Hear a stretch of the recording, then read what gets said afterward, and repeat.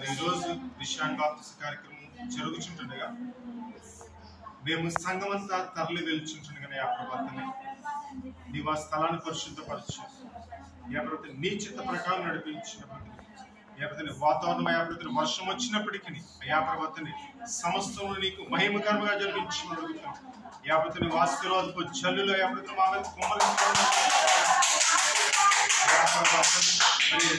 రక్షణ తీసుకుంటున్న నీటి బాప్తిస్మం పొందుతున్న నీ చేతులు పెడుతున్నాం. అయాప్రతిని నీవే అయాప్రతిని ఆ బిడ్డ మీద ఉంచి నీ ఆత్మ నుంచి అయాప్రతిని నీ హస్తంలో కార్యం జరిగించుకోవడం చెప్తున్నాం.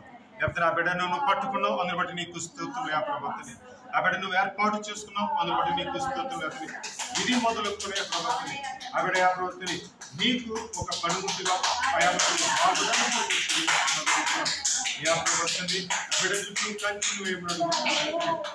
అనేక మందికి అభిడయాపతిని అన్య జనులకు వెలుగుకరంగా బిడ్డ ఉండాలి. ఆ ప్రభాతని అయాపతిని ఎవరైతే చీకటిలో ఉంటున్నారో, ఎవరైతే బంధకాల్లో ఉంటున్నారో, ఎవరైతే మరి చెడు వ్యసనాలు మానేస్తున్నారో అటువంటి వారికి బిడ్డ సువార్తను ప్రకటించి వారి జీవితంలో వెలుగును ప్రకాశింపచేసే రీతిగా ఆ బిడ్డను నిలబెట్టుకున్నాడు కూర్చున్నామయ్యా. నీ ఆత్మ బిడ్డను ఇచ్చినాడు కూర్చున్నాం. వెళ్ళొచ్చుగా మా ప్రయాణంలో తోడుకున్నాడు కూర్చున్నాం.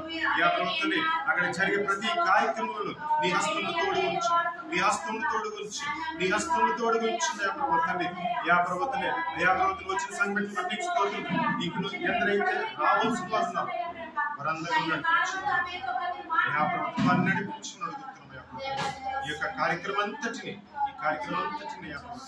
నీ చేతులు పెడుతున్నాం. తండ్రి, కుమార, పరిశుద్ధాత్మలో ప్రవర్తన నీకు మహిమకరముగా జరిగించమని యేసు నామమున ప్రార్థన అడిగి వేడుకొనుచున్నాము తండ్రి.